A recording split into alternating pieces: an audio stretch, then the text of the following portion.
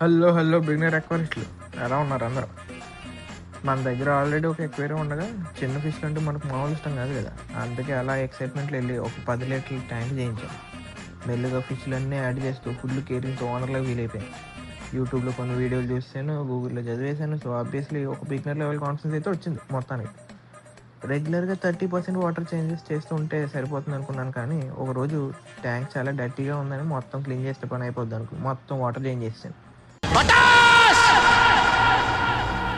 సర్వనాశనం చేసావు దరిద్ర పెదవా.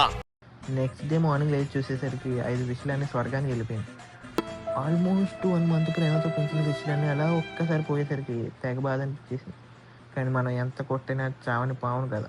ఎన్నిసార్లు కొట్టినా చావని పావురా నువ్వు.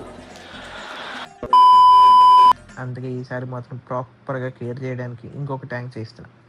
ఇంతకీ అందులో ఏమైపోతున్నానో చూడాలని ఉందా? చూడాలని ఉందే. అయితే అర్జెంటుగా ఫాలో కొట్టి పెట్టుకోండి. అప్పటి వరకు ఉంటాను.